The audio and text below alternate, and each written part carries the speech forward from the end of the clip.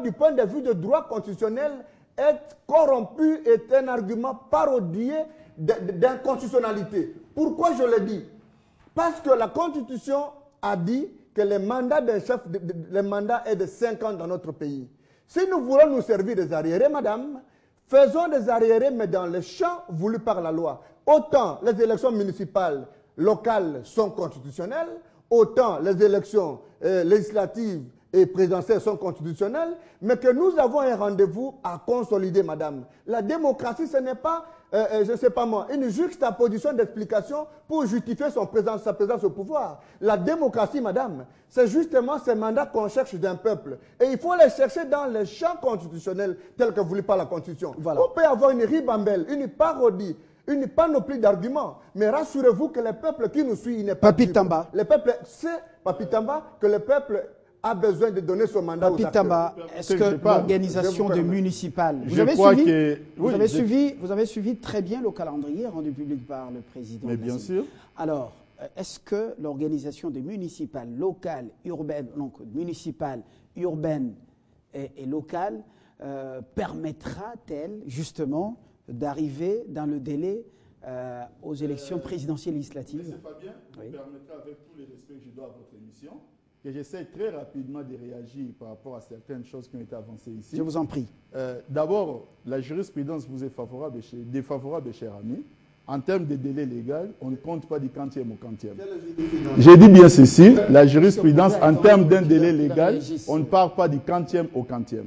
Je vais revenir un peu à M. Billy Kambaï. Billy Kambaï, moi je pense que dans l'INC, vous devez vous rendre à l'évidence que les bonnes idées ne sont pas nées dans vos cerveaux. Ne pensez pas que le politiquement correct dans notre pays se trouve dans l'INC. Pour que ce que vous pensez doit maintenant devenir opposable à tout le monde et c'est un don béni de Dieu qui doit être accepté par tout le monde. Nous ne faisons pas une politique de fixation. Vous ne barrez la route à personne. Parce que votre problème, c'est envers un individu. Mais nous, notre problème, c'est pour assainir les contextes ou assainir maintenant tout l'univers électoral de notre pays. Figurez-vous, M. Billy Kambaï, nous avons fait le choix de la décentralisation. Et je peux vous le dire, que quand on parle de la décentralisation dans un État, la base est très importante. Un peu de respect envers la base pour dire qu'on ne peut pas sacrifier une base pendant 3 mandats pour qu'on puisse s'occuper des élections à un certain niveau et que la base ne puisse pas avoir la possibilité de choisir ses propres dirigeants. Maintenant, moi, j'aimerais que nous puissions, tout en comprenant votre inquiétude, mais que vous puissiez comprendre aussi qu'il y a un problème qui existe. C'est celui de savoir qu'il serait injuste, il serait malsain de passer à un 3e mandat présidentiel en sacrifiant les élections au niveau municipal et local qui ne soient pas organisées une seule fois. Ça manque de logique. Maintenant, quand nous parlons en termes de propositions, pour répondre maintenant à votre question, Fabien, moi je pense qu'à ce stade précis, les hommes politiques doivent un peu dépassionner les débats politiques. La démocratie, c'est un choix que nous avons tous fait. Et nous voudrons bien que la démocratie de notre pays puisse se pérenniser. Il est temps que les acteurs politiques, sans clivage aujourd'hui, commencent à réfléchir, d'avoir des propositions peut-être à formuler à la CENI. Comment pourrions-nous résoudre ces problèmes qui est réel? Je ne voudrais pas que nous puissions seulement nous fixer sur un individu et maintenant prendre tout un peuple à l'otage en disant que pour nous, c'est telle élection ou rien. Voilà au moins les problèmes. Voilà. Maintenant, le calendrier pour moi, qui a été présenté par le président Molmol. Je trouve que ce calendrier aujourd'hui a été réaliste. Il nous a présenté les élections jusqu'au moins au mois de novembre, je pense, 2015. Figurez-vous du mois de novembre 2015 jusqu'en 2016, il nous restera encore 1 an. Pourquoi ne pas maintenant réfléchir comment capitaliser ces délais pour maintenant répondre à certains problèmes? La réflexion, et si justement, il arrivait, pour équilibrer un peu les débats, bon, justement, la proposition qu'il vient de faire, la réflexion au-delà de toute passion politique, est-ce que ça vous tente?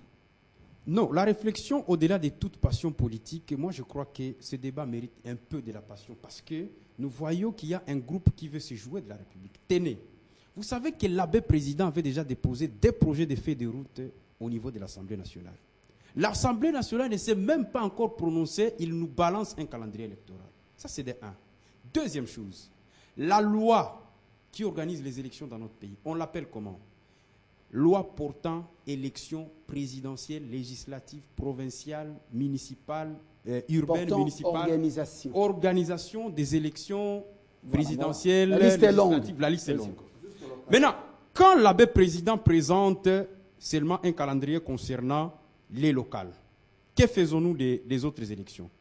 Non, ce qu'on doit faire, c'est qu'on a demandé à l'abbé président de nous dire quand est-ce que va s'organiser l'élection présidentielle de 2016. Parce que vous pouvez bien vous réfugier derrière prolongation jusqu'au remplacement d'autres institutions. Mais la même constitution dit qu'on convoque l'électorat 90 jours avant la fin du délai constitutionnel. Très bien. Donc, nous devons aujourd'hui, si nous voulons être clair, réaliste. Si vous aimez réellement le Congo, et si nous aimons au lieu de réellement les Malou Malou en justice, est-ce que vous ne pouvez pas vous retrouver pour réfléchir de cette manière? Justement, cette démarche a été faite. Et justement, vous me permettez de réagir quant à ça. Cette démarche avait déjà été faite parce que il y a aujourd'hui en droit public international ce qu'on appelle les droits d'ingérence humanitaire. Ce sont des concepts qu'il faut intégrer.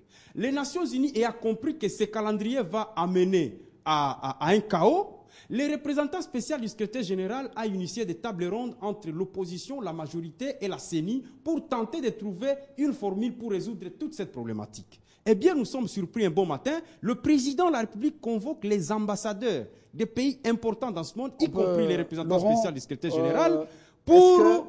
Est-ce qu'on peut revenir en train de faire des remontrances, c'est ce qui a été...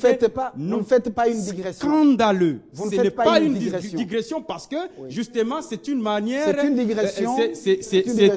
C'était parce que, justement, les responsables ont vu qu'il y a une catastrophe qui profile. Lee Kambale, le respect des règles du jeu. Très bien, je suis à l'aise. Voilà. Parce que je vous respecte. Le respect des règles du jeu. Ne montrez pas comme si je ne vous respecte pas. Je vous respecte. Merci et beaucoup. Dit, ayons du respect au peuple congolais. Nous ne laisserons pas faire. Le 19 décembre 2016 est une date sacrée. Laurent. Billy Kambale a évoqué le contact du président avec les ambassadeurs. Vers un processus. Dans la respiration normale de toute démocratie, le chef de l'État peut approcher les ambassadeurs pour discuter avec eux. Mais qu'à cela ne tienne, est-ce qu'il faut savoir, peut-être que c'est resté dans le secret des anges, de quoi ils ont parlé? Les ambassadeurs font la politique de leur pays respectif. Je pense qu'il faut qu'on puisse en savoir plus. S'il les a appelés pour leur demander de ne pas s'ingérer dans la souveraineté de notre pays, ça c'est une bonne chose. Mais si c'est pour les blâmer et autre chose, ça peut avoir des répercussions et on va étudier les débats. Ça, c'est notre affaire. Je voulais ici répondre à une chose, à M. Papi Tamba. Peut-on avancer vers un consensus au lieu de prendre le peuple en otage? Peut-on avancer vers le consensus stériles? Peut-on avancer vers le consensus? J'ai lu un livre, Démocratie et développement, qui est sorti depuis 2010 du professeur Dieudonné Kalouba. Jean-Louis Sambo là aussi a dit quelque chose là-dessus sur la révision constitutionnelle.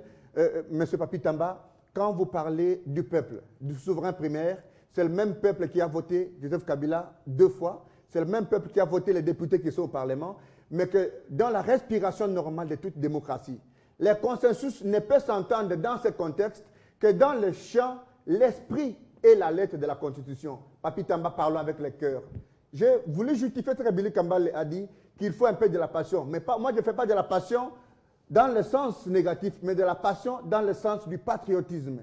Vous savez vous-même, M. Papi Tamba, qu'au-delà du délai tel que prévu dans la Constitution, 90 jours qu'on doit convoquer, s'il vous plaît, c'est très important. Oui. Je termine par là, peut-être même pour le reste du temps. Le journal, c'est pour bientôt. En réalité, ce même peuple a été engagé depuis toujours. M. Papi Tamba, nous devons savoir qu'on ne peut pas avoir un Sénat illégal, les assemblées provinciales illégales, on ne peut plus continuer à avoir des gouverneurs qui sont illégaux. Vous l'avez dit. Le peuple en a besoin et la démocratie, c'est cela. Ernestine, votre dernier mot, on boucle avec vous. La démocratie, Monsieur Laurent, c'est aussi cette constitution, avant tout, que le peuple a adoptée, a votée. C'est une constitution référendaire. Lorsqu'elle prévoit que X institution ne pourrait être remplacée que lorsqu'une nouvelle sera mise en place, c'est ça aussi la démocratie, c'est cette constitution que le peuple a choisie, c'est cela aussi qu'il faut respecter. J'aimerais terminer en disant que le président de la République a eu raison. Parce qu'autour de nos institutions, il n'y a pas de problème. L'on ne peut pas comprendre qu'on laisserait nos institutions qui sont en train de travailler normalement et les ambassadeurs se retrouvent pour convoquer l'une ou l'autre institution et essayer de mettre la propriété soi-disant autour. D'ailleurs, vous noterez que Martin Kobler a été l'un de ceux qui, après avoir félicité, a dit qu'il demandait tous les calendriers électoraux pour voir dans quelle mesure la MONUSCO allait apporter son appui matériel. Mais je crois que la première préoccupation, c'est à l'État congolais. Merci. Nous l'avions fait avec les élections de 2011. Les élections de 2011, 85% des élections ont été supportées par le gouvernement et la communauté internationale n'y est venue qu'à 15%. Merci Mili Kambale. D'abord, c'est à nous. Merci fini avec ce débat. Du moins, pour aujourd'hui, nous nous retrouvons prochainement. Si ce n'est pas moi, ce sera Mathieu ou Floride Zantoto. Bonsoir chez vous. Au revoir.